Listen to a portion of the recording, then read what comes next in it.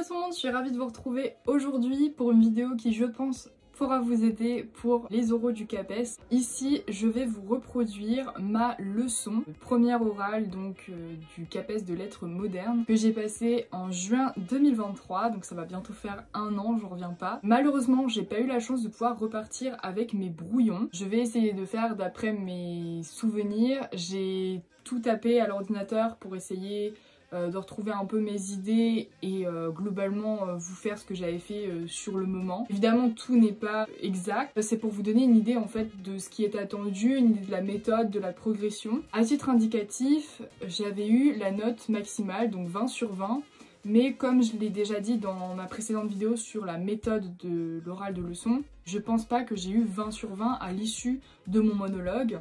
Je pense que j'ai eu d'abord une note planchée qui était peut-être de 18 ou un peu moins et que suite à l'entretien j'ai pu gagner quelques points parce qu'en fait il y avait des erreurs dans notamment ma traduction de latin, puisque moi j'ai pris l'option latin, donc vous allez voir aussi comment ça se passe pour l'option latin. Vous pourrez déjà vous aider de au moins la partie explication de texte et déroulement de séance pour toutes les autres options parce que globalement ça se déroule de la même manière. Dans cette vidéo je vais avoir une approche un peu différente, c'est-à-dire que je vais m'adresser à la caméra, à vous, comme si je m'adressais au jury. Je vais essayer de vous montrer en fait ce qui est clairement attendu en termes d'attitude et de présentation, même si, comme je le dis à chaque fois, ce n'est qu'une proposition, ce n'est pas une perfection, et de toute façon la perfection est inatteignable, elle n'existe pas. J'ai eu la note maximale, mais mon exposé en réalité n'était pas parfait, et il était loin d'être parfait. Et de surcroît, celui que je vais faire aujourd'hui l'est encore moins parce que je l'ai fait d'après mes souvenirs et que c'est déjà assez lointain.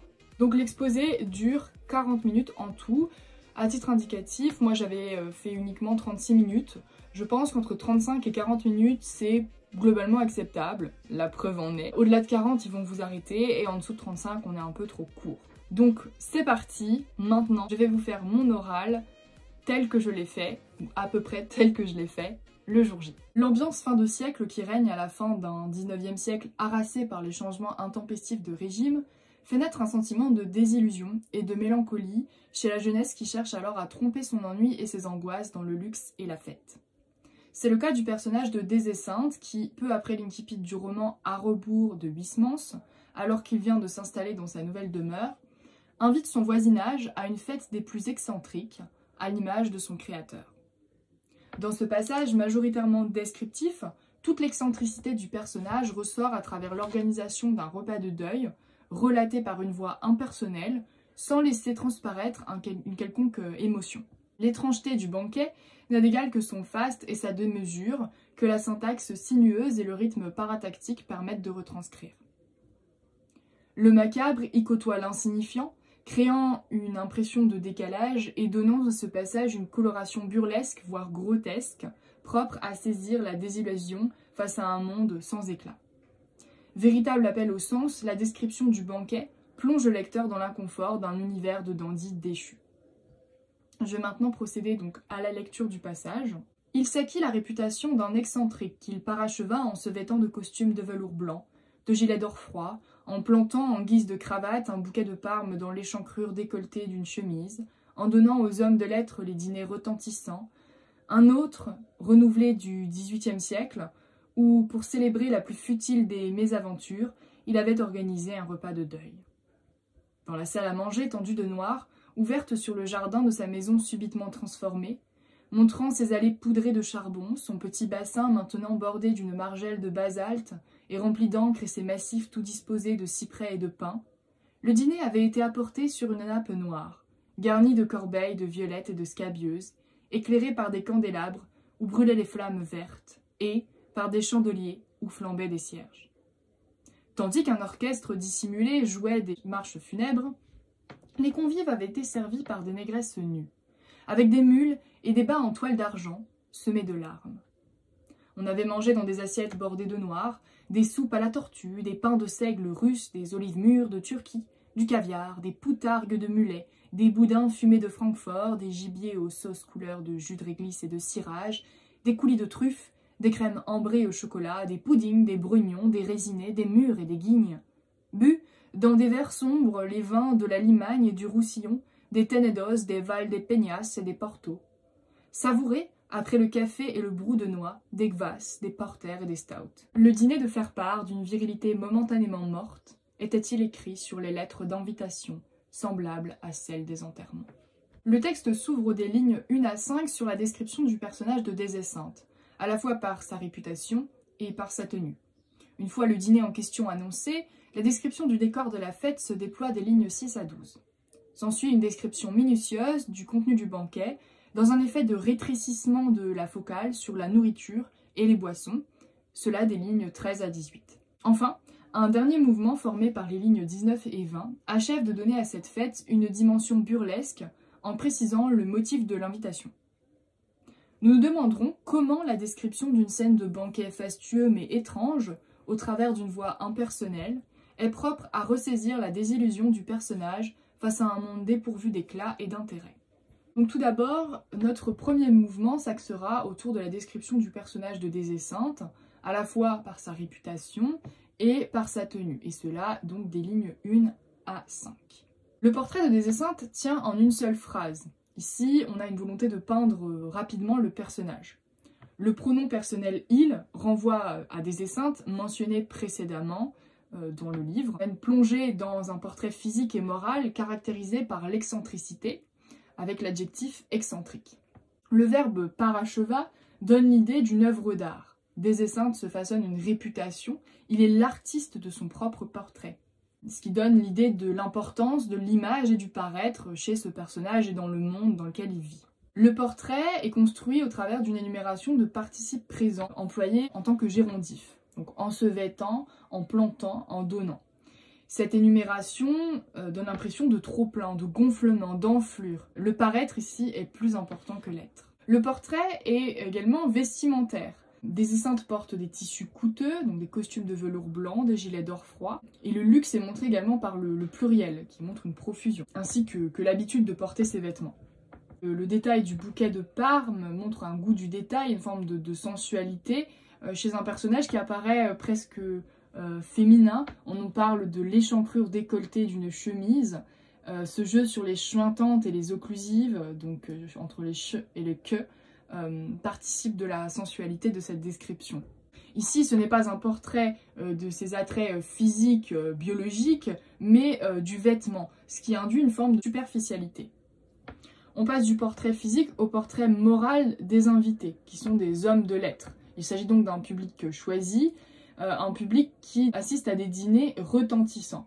Ici, le pluriel insiste encore sur le faste et le luxe, ainsi que la réputation de Désessinte qui devient ici un peu en avance, une forme de Gatsby. Il me fait penser au roman Gatsby le Magnifique de Francis Scott Fitzgerald. Ensuite, un rétrécissement de la focale avec le pluriel des dîners qui passe à un singulier, un entre autres, mis entre virgules. Donc ici, la séparation montre une forme de particularisation de l'événement. Le dîner emprunte au XVIIIe siècle.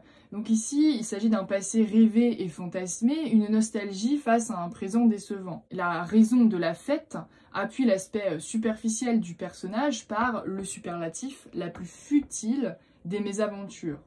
L'antithèse entre fête et repas de deuil crée une forme d'étrangeté.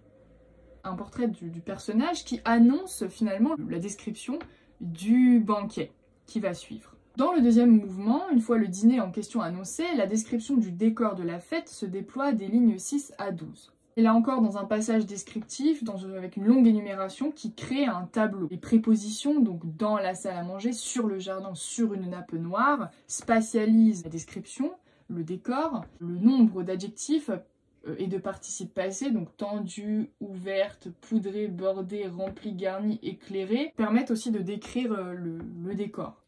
Il s'agit d'un lieu extérieur, mais la nature ici est artificialisée. Le jardin de sa maison est subitement transformé, le petit bassin maintenant bordé d'une margelle de basalte, les massifs tout disposés. Donc la nature est transformée et par l'action de l'homme, l'action humaine. Le décor est caractérisé par une atmosphère macabre, notamment au travers de l'évocation de la couleur noire. Tendue de noir, poudrée de charbon, basalte, encre, une nappe noire, qui d'ailleurs joue sur l'allitération en N, cette expression. Également les négresses nues, ou encore des couleurs qui rappellent un univers plutôt obscur, les corbeilles de violette ou encore les flammes vertes. Donc la couleur noire et ses déclinaisons participent de la dimension picturale de cette description. Également l'importance de la lumière, que l'on peut imaginer inquiétante au travers du parallélisme, éclairée par des candélabres où brûlaient des flammes vertes et par des chandeliers où flambaient des cierges. Cette atmosphère macabre est doublée d'un réseau lexical de la mort, repas de deuil, cierges, marches funèbres, larmes. La description du décor se fait dans une longue période dont le cœur, la proposition principale, est « le dîner avait été apporté ». Donc tout ce qui est mentionné avant dans la protase crée un effet d'attente, puis le rétrécissement de la focale en passant du décor général vers le contenu du dîner, donc quelque chose de plus précis, participe également de cet effet d'attente et de l'effet visuel presque cinématographique de la scène. À la dimension visuelle de la scène se substitue également une dimension auditive avec l'apparition d'un orchestre et la mention des convives.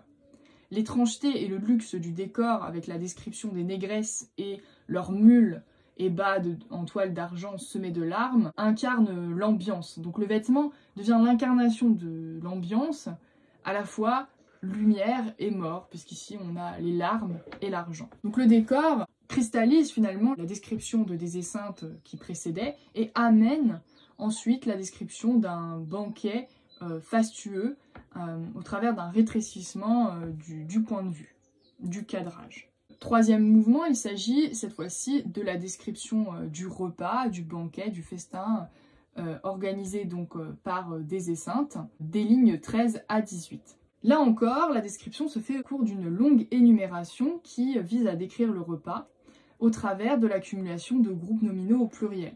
Cela crée un effet d'abondance, de trop-plein. Mais il y a une forme d'organisation dans cette description. Tout d'abord, on nous parle des plats solides, avec le participe passé manger, puis les boissons, donc le liquide, le participe passé bu, la petite cerise sur le gâteau du dîner, avec le participe passé savouré. Donc ces trois étapes sont marquées et partie de l'organisation de cette description. Les boissons, notamment les vins, donc les vins de la Limagne et du Roussillon, des Tenedos, des Valdepeñas et des Porto, ainsi que la nourriture, donc des olives mûres de Turquie ou du boudin de Francfort, sont caractérisées par l'exotisme des noms qui évoquent différents pays, qui évoquent l'ailleurs, donc à la fois des régions de France, mais également des pays latins et germaniques, qui forment une sorte de mélange étrange, une forme de disharmonie. Le banquet est également étrange au travers de l'évocation de plats qui nous semblent tout à fait incongrus. Par exemple, la soupe à la tortue. Ce banquet est marqué par les couleurs. La vue est très sollicitée dans ce passage. On a les sauces couleurs de jus de réglisse et de cirage, donc on retrouve encore une fois les couleurs sombres, macabres, avec la réglisse, le cirage, les crèmes ambrées au chocolat, les résinés, les mûrs, les verts sombres, les assiettes bordées de noir.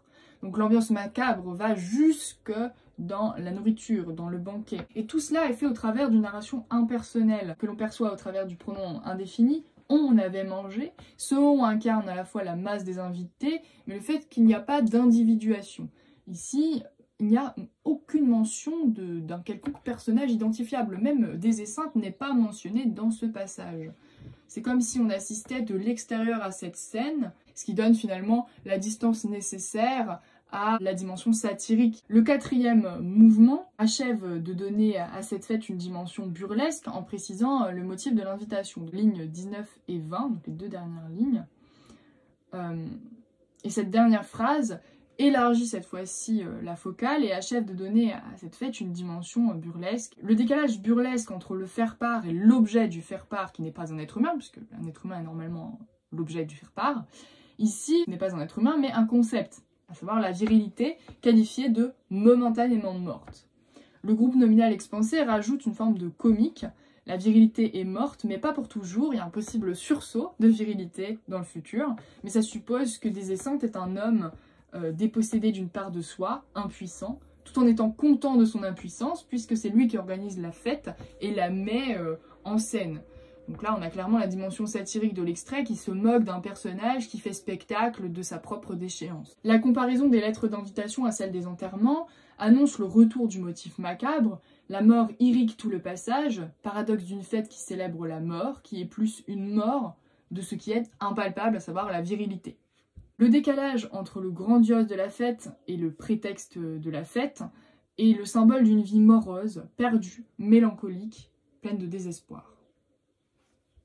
Ce passage descriptif permet de refléter le désenchantement et la désillusion propre au décadentisme de la fin du XIXe siècle. Le festin est un miroir de la présentation de Thésée sainte, à la fois émaillé de motifs macabres et caractérisé par un trop-plein presque grotesque. La description d'un univers en décrépitude qui cherche toutefois à maintenir une forme de grandeur sert la satire d'une société décadente, vaniteuse et outrancière. Le désespoir et la désillusion sont par ailleurs des thèmes chers aux poètes maudits de cette fin de siècle, tels Tristan Corbière ou Lautréamont, qui, tout en autodérision, peignent leurs souffrances et leur propre décrépitude. Je vais maintenant passer à la traduction du passage du texte latin. Donc le texte latin proposé dans le corpus est un extrait de la fameuse scène du festin de Trimalcion dans ce qui est considéré comme l'un des premiers romans latins, à savoir le Satyricon de Pétrone. Le protagoniste, Encolpe, qui narre ses aventures à la première personne, se trouve ici au beau milieu de ce festin, visiblement étonné par l'extravagance des mets. Le passage, perçu au travers des yeux d'un personnage perplexe, rend compte d'un repas orgiaque où l'absurdité côtoie l'opulence. L'apparition d'un sanglier coiffé d'un bonnet d'affranchi interroge l'invité qui se voit éclairé par un autre des convives. L'apparition de Lot à la fin du texte, en la personne de Trimalcion, donne à voir un personnage au goût fantasque, comparable au personnage de Thésée sainte d'un certain point de vue, car il s'agit là aussi de faire montre de profusion et de luxe. Alors, je vais lire le passage à traduire en latin. Interim ego, qui privatum abebam secessum in multas cogitationes diductus sum, quare aper pilleatus intrasset. Postquam itaque omnis baccalusias consumpsi duravi interrogare illum interpretem meum quod me torqueret. At ille plane etiam hoc servus tuus indicare potest. Non enim a enigma est, sed res aperta. Donc, je vais maintenant procéder à la traduction de ce passage. Interim, pendant ce temps-là, ego, moi, qui abebam, qui avait, privatum secessum, un endroit privé. Diductus sum, je fus partagé, in multas cogitationes, en de multiples réflexions. Quare, pourquoi, donc sous-entendu, je me demande pourquoi. Aper, le sanglier. Intrasset était entré. Pilleatus, coiffé du pileus. Itaque, c'est pourquoi. Postquam consumpsi, après que j'eus consommé omnis baccalusias, toutes les conjectures. Duravi, je me décidai. Interrogare, à interroger. Illum interpretem meum, mon fameux interprète. Quod, sur ce qui, me torqueret, me torturait. At ille, et lui, etiam servus tuus, même ton esclave, potest indicare plane, peut expliquer tout à fait, hoc, cela. Non enim a enigma est, ce n'est pas en effet une énigme, sed res aperta, mais une chose évidente. Les deux textes portés à l'étude peignent donc une scène de festin où l'opulence n'a aucune borne. Dans ces textes majoritairement descriptifs, le repas est à l'image de l'hôte.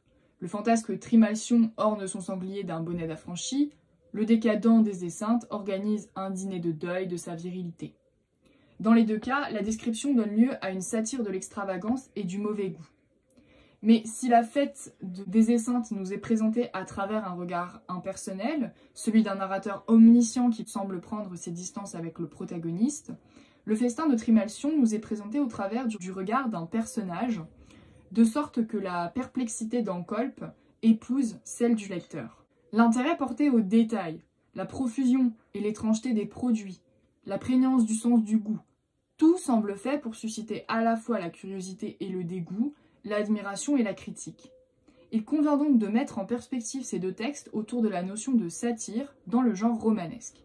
Nous pouvons donc imaginer une séance en classe de 3e qui prendrait place dans une séquence avec pour objet d'étude d'énoncer les travers de la société. Cette séquence aurait pour but d'explorer les formes et les effets de la satire dans la fiction. Il s'agirait de travailler les ressorts argumentatifs de textes fictionnels, à savoir l'étude de l'argumentation indirecte. Cette séquence pourrait avoir pour titre « Fiction, dérision et dénonciation » et s'articulerait autour de la problématique « Comment la fiction parvient-elle à dénoncer par la satire ?» La séance où nous aborderions les deux textes à l'étude serait placée en milieu de séquence, après avoir défini le genre de la satire et après avoir exploré d'autres textes. En effet, ces deux extraits nous paraissent d'un niveau plutôt élevé en raison du vocabulaire et des contextes historico-culturels qu'il nous faudra expliquer aux élèves en amont. Alors concernant les objectifs de cette séance, tout d'abord les objectifs d'oral. J'en propose deux ici. Tout d'abord, exploiter les ressources expressives et créatives de la parole pour lire un texte à haute voix en respectant la ponctuation et l'intonation. Donc ici, ce sont des textes, en particulier le texte français, qui se prêtent particulièrement bien à la lecture à haute voix pour respecter tout ce qui est de l'ordre de la ponctuation dans la mesure où on est dans de longues phrases, dans des périodes, dans des énumérations et où le respect de la virgule, du point-virgule est essentiel. Second objectif d'oral, participer de façon constructive à des échanges oraux. Donc là, au travers de l'interaction entre le professeur et les élèves, mais également entre les élèves eux-mêmes, puisqu'il y aura une partie de la séance qui se déroulera en groupe. En lecture, je vois un objectif, élaborer une interprétation de texte littéraire. Donc ici, plus précisément, il s'agira pour les élèves d'être capables de repérer la dimension satirique d'un texte, puisqu'ils auront déjà étudié une définition de la satire en amont dans la séquence. Également, d'identifier les procédés propres à ce genre dans les textes à l'étude. Alors, c'est un passage qui nécessitera vraiment beaucoup d'attention parce que la dimension satirique des extraits peut être assez difficile à percevoir au premier abord, surtout pour des élèves de 3e. On reverra également le type de texte descriptif et ce qui le caractérise, mais ici ce sera une forme de révision puisque c'est normalement un prérequis de l'élève en classe de 3e. Des objectifs d'écriture, j'en aurai un, donc exploiter ses lectures pour enrichir son écrit. Donc il s'agira en fin de séance de réaliser un écrit d'invention de type argumentatif sur les dangers de la surconsommation, en lien avec le contenu de ces deux textes. Des objectifs de langue, il y en aura deux. Tout d'abord, connaître les fondamentaux du fonctionnement syntaxique. Donc ici, on axera la séance autour de la distinction entre juxtaposition, coordination et subordination, donc tous les principes qui articulent parataxe et hypotaxe. Dans un second temps, on fera un plus petit excursus du côté de la forme des mots en lien avec la syntaxe, donc ici pour distinguer les participes présents des participes passés des adjectifs. Enfin, donc des objectifs de culture littéraire, il y en aura un. Mobiliser des références culturelles pour interpréter des textes, et ici il s'agira de mobiliser ses connaissances sur le genre satirique abordé en amont dans la séquence. Je vais maintenant passer au déroulement de cette séance qui durera 2 heures. Il me semble que ici c'est non négligeable pour le programme que je vais annoncer. Alors tout d'abord, première étape qui sera une étape introductive en 10 minutes. Donc, comme on est déjà assez avancé dans la séquence, ici je pense que je ne vais pas forcément faire d'introduction très longue au texte. On va d'abord faire une lecture à haute voix par le professeur. Ici, il me semble essentiel que le professeur ait toujours la première lecture parce que les élèves pourraient faire des erreurs qui mènerait à un défaut de compréhension. Pour cette première lecture, je laisserai d'abord les élèves sans le texte pour qu'ils puissent vraiment être attentifs au rythme des phrases. En plus, le texte peut très vite apporter des problèmes au niveau de l'orthographe et déstabiliser les élèves. Donc d'abord, une simple écoute du texte. À la fin de cette première écoute, on donne le texte aux élèves et on fait un ensemble de premières questions, réactions au texte, donc le texte de Huysmans. On demandera aux élèves de caractériser la situation d'énonciation, donc les fameuses questions qui, quand, quoi ou comment, donc ça, ils savent le faire normalement à ce stade de l'année en 3e. Mais on parlera également de leurs impressions de lecture. Ce qui devrait ressurgir de cette première lecture, c'est l'idée d'abondance d'une part, l'idée d'étrangeté aussi, et l'idée d'une atmosphère sombre, d'un univers macabre. Ensuite, deuxième étape de cette séance qui durerait environ une quinzaine de minutes. Là, on s'intéresserait plus à l'aspect descriptif du texte et on ferait un passage de révision donc sur le type de texte, ici le type de texte descriptif. Donc on reviendrait sur l'identification des verbes d'état, des adjectifs, des indications spatiales. Ce qui nous conduirait à un point de grammaire sur la différence entre les participes et les adjectifs, avec un tableau à 3 entrées, les participes présents, les participes passés et les adjectifs, qui donnerait lieu à une leçon sous forme de polycopier afin de ne pas perdre de temps dans le déroulé de cette séance. Troisième étape de cette séance, qui durait ici 15 minutes également. Donc là, on fera un retour sur l'idée d'abondance, de profusion qui aura émergé de la première étape de la séance. Et on demandera aux élèves quels sont les procédés, comment le texte est-il écrit pour donner cette idée de profusion, de luxe, de trop-plein. Et donc là, on fera émerger les principes d'énumération, d'accumulation que les élèves connaissent normalement en classe de 3e. C'est des figures de style auxquelles ils sont habitués. Et ce qui nous mènera à aborder la question grammaticale de la parataxe, donc de la juxtaposition et de la coordination, contre l'hypotaxe, la subordination. Donc parataxe et hypotaxe sont plutôt des termes qu'on va réserver aux professeurs. En revanche, la juxtaposition, la coordination et la subordination sont des termes utilisés dans la terminologie grammaticale de 2020 qui devront donc être expliqués en cours et faire l'objet d'une leçon. Alors normalement, les élèves en 3e connaissent presque toutes les formes de subordination et ont déjà abordé la différence entre juxtaposition et coordination.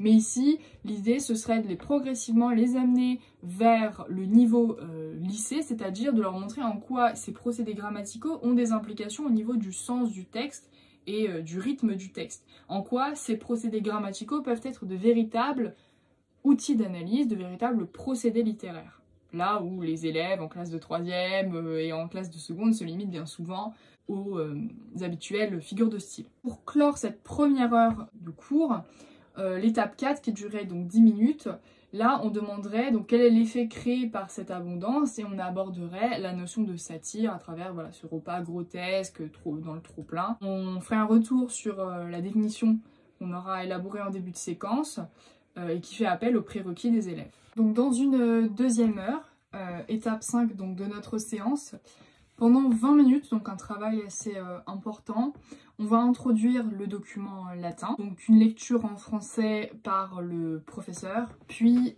également la lecture de certains passages en latin pour faire sentir le rythme des phrases aux élèves. Ensuite, on mettra en place un exercice de comparaison entre les points communs et les différences de ces deux scènes.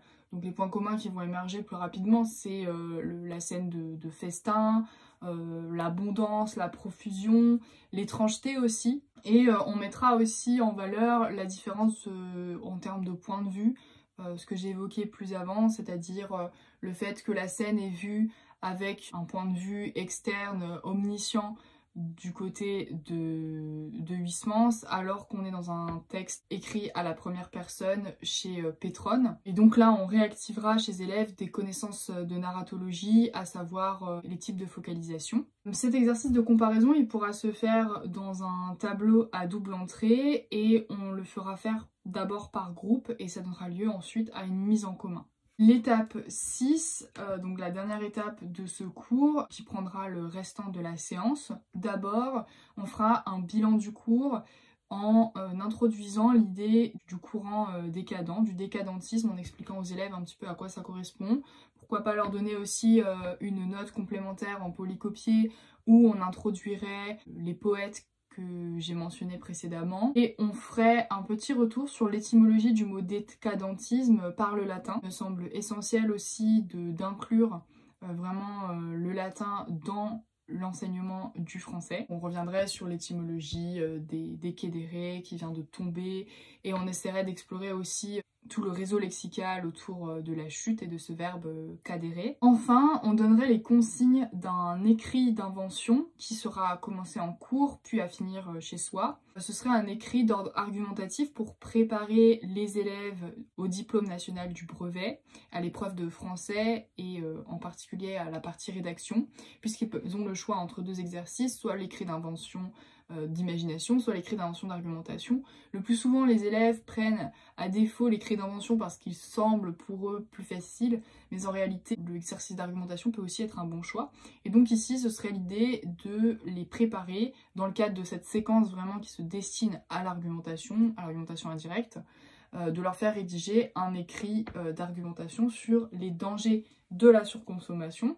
Ici, ce serait pour le coup de l'argumentation directe, mais ils pourront s'inspirer des exemples à la fois du cours, mais aussi d'exemples plus personnels. On donnera aussi comme consigne sur cet écrit qu'il doit comporter à la fois de la parataxe et de l'hypotaxe, alors on le formulera différemment, mais il leur faudra utiliser de la juxtaposition, de la coordination et de la subordination, afin qu'ils puissent réinvestir toutes leurs connaissances en syntaxe. Ce travail donnera lieu à une note. Enfin, je mentionnerai quelques prolongements possibles, à savoir d'abord, pourquoi pas aborder d'autres textes satiriques en lien avec le texte, enfin les textes étudiés. Et moi je vois par exemple un prolongement possible sur la satire de la mode dans les lettres persanes de Montesquieu, qui en quelque sorte pourrait être relié à la description des vêtements de Désesseintes.